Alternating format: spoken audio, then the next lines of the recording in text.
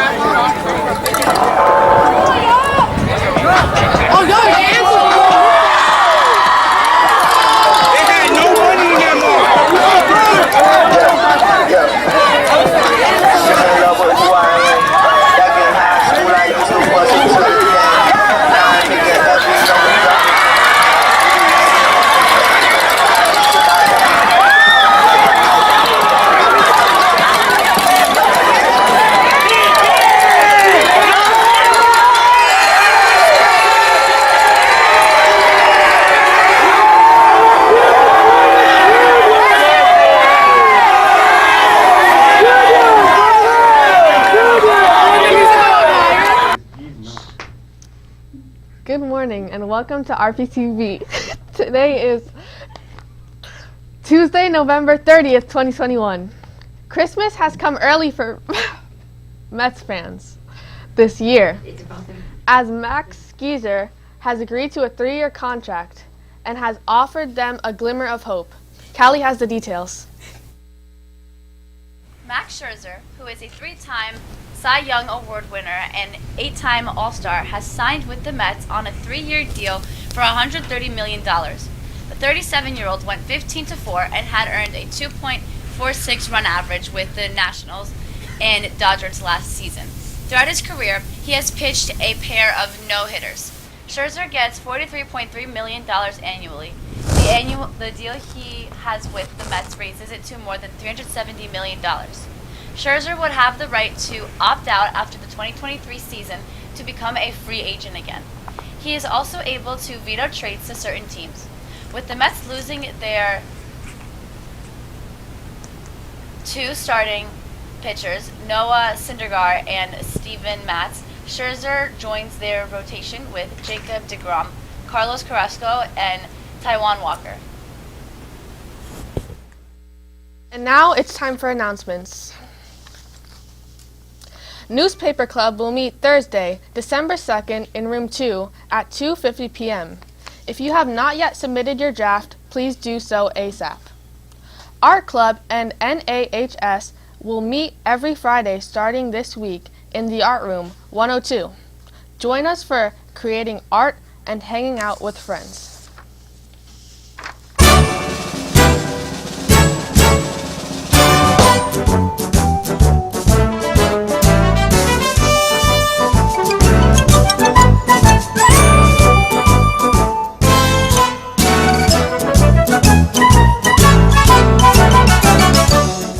When you think of the winter season and the Christmas as a holiday, you wouldn't normally think of the Jersey Shore.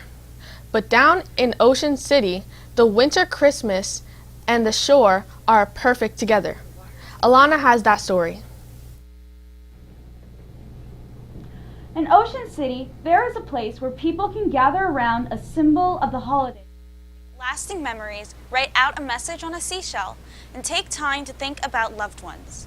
The North Beach Street Christmas tree is standing tall once again after the 14-foot Dulis fir, donated by Eilis's Tree Farm in Marmora, was settled down into the sand last Saturday afternoon. This is the third year for the tree, an idea originally beginning as a family photo op for resident Sue McElway. Adding to this lovely and heartwarming first day, anyone dropping by was asked to donate a toy for the local charity, Waves of Caring. The tree was especially important to McElway because when the pandemic was still disrupting life, the tree became a location like a sanctuary and where people could connect again. This year, 60 people came, dressed in Christmas pajamas and other holiday outfits, to watch the tree be hoisted into place by the McElway family and friends. After the tree was secured, messages were being written on seashells and placed around the seashells of years past, two with the name Charlotte and Annie written on them. The two were girls who used to visit Ocean City before dying of medical implications in 2019, and due to this, seashells with their names are the first placed near the tree every year. This tradition of remembrance and heartwarming scenes will hopefully persist for many years to come.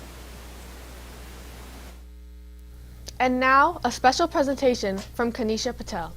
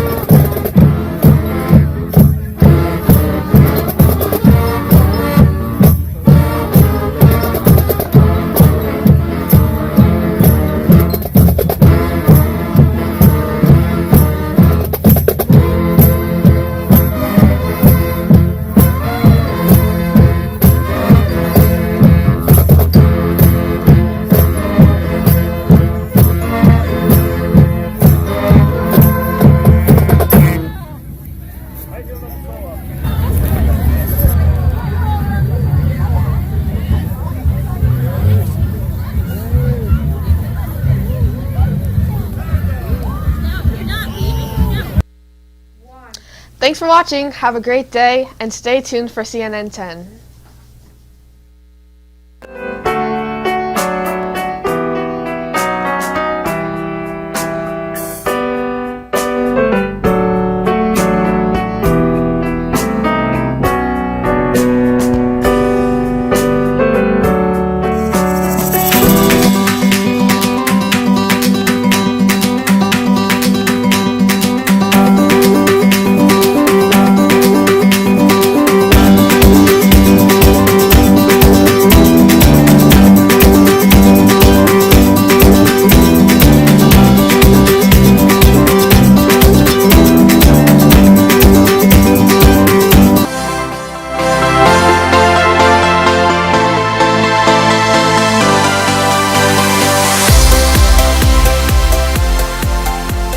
Is the easternmost island in the Caribbean Sea? The answer to that trivia question is the site of our first report today. I'm Carl Azus. Welcome to the show.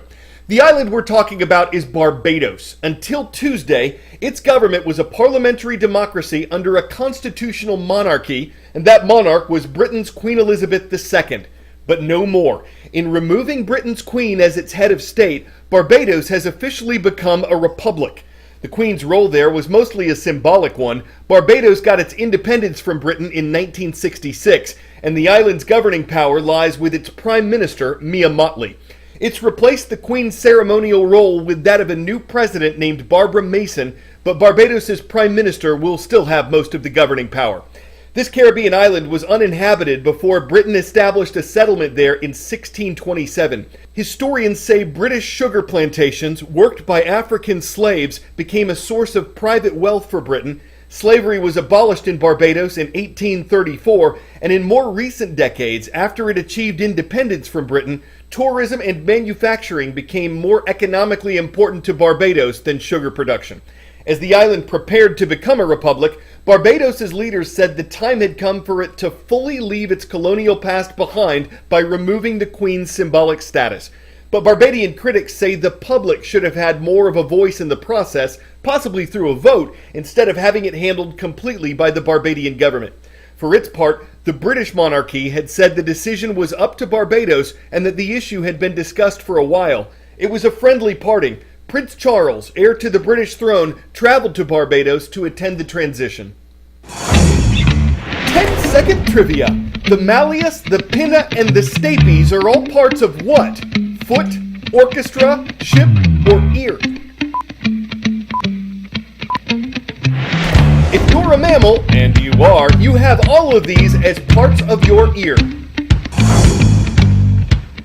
But in their 12-0 season that brought them to a championship game, the football team at the California School for the Deaf Riverside didn't need the use of their ears. The entire team is deaf, their coach is deaf, but they've been able to use that to call plays without huddling and purportedly read other teams' body language better. Nick Watt covered their championship. Cubs, in their school's 68-year history, have never, ever, not even once, made it to a championship game. And here they are.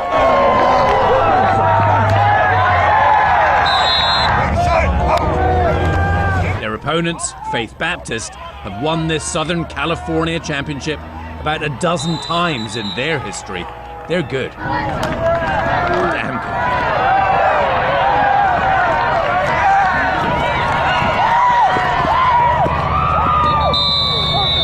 Tickets for this blockbuster game sold out in 45 minutes. They had to move it to a nearby high school, bigger bleachers to seat the growing fan base. Many of them are standing, a lot. But today is the biggest crowd I've ever seen. It is just because you have not only people that come to this school, but you have other deaf people that come from different schools. Because whenever there's a deaf event, people just want to be there. Now, we caught up with the Cubs for the midweek team talk. Great job. Big team tackles. And practice. The voice you'll hear is a sign language interpreter. We're making history here. And if we do lose, I'm still incredibly proud of this team. If we win the championship game, that would just be that much more awesome. Here is the already awesome backstory. The CSDR Cubs, in the past, lost a lot. The team stunk, quite honestly.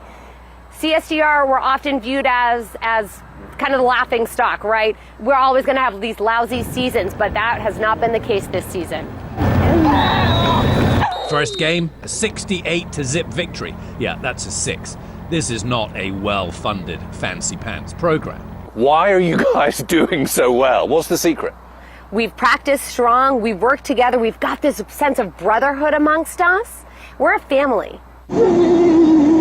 Next up, a drubbing, then a shellacking. Their season so far, 12-0. You're not just a good deaf football team, you're a good football team. Exactly right, exactly right. We've played against other good teams, let me say, but we just keep beating them. Back at the championship game, second quarter, the Cubs are down 28-0. Oh boy. Typically for our games, we are winning by a pretty, 20, 30 point margin by halftime. And this is definitely a very different vibe. And then, hook and ladder play sparks a startling rally. Suddenly, it's 28-22. The crowd's going nuts. But how do the players feed off that? With their eyes. During your breaks, during halftime, you look around, they're cheering, their hands are waving in the air. You see their energy, and that feels so good. The Cubs' average winning margin this season, nearly 50 points. Have you yourself scored any touchdowns this year? More than 15? I lost count. Nice.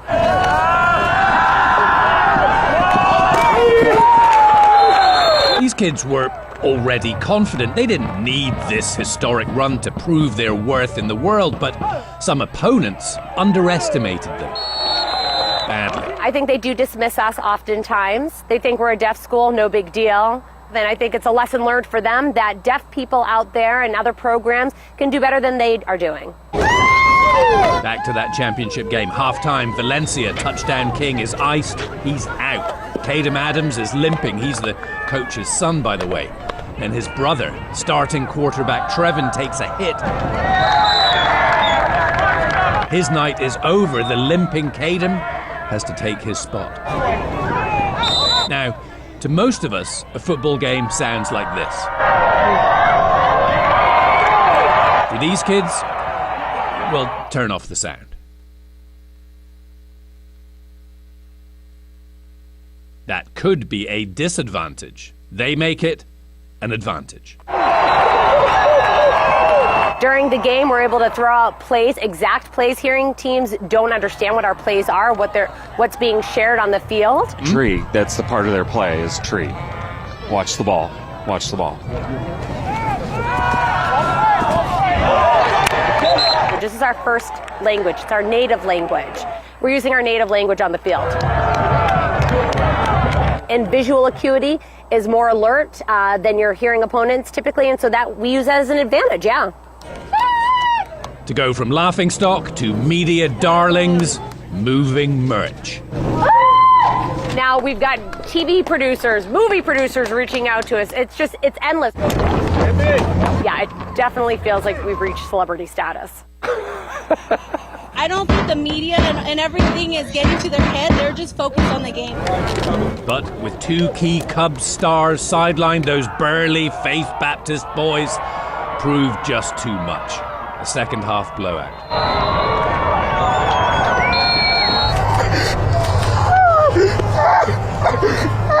The Cubs distraught. They weren't in this for a heartwarming story about deaf kids against the odds. They were in this to win. And I'm very proud. They defeated us, yes, but they've taught us a lesson. That means that the expectation is going to be higher next year. And get this, there were only 2 seniors on this Cubs team. Next year, maybe, just maybe.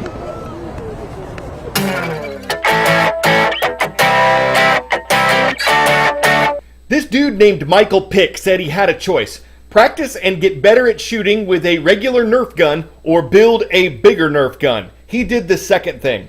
Designed on a computer, built using plywood and 3D printed parts, it's 12.5 feet long and weighs more than 200 pounds. It's powered by electronics and a paintball air tank.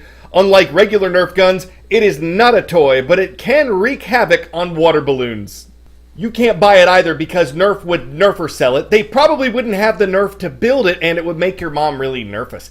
Is it nerfarious? Only if its holder gets nerfurious, so you don't want to get on his nerves, if you know what I'm saying. Mods to these toys are nerfer ending, so we'll keep an eye out for what people build on their own Nerf. I'm Carl Azus.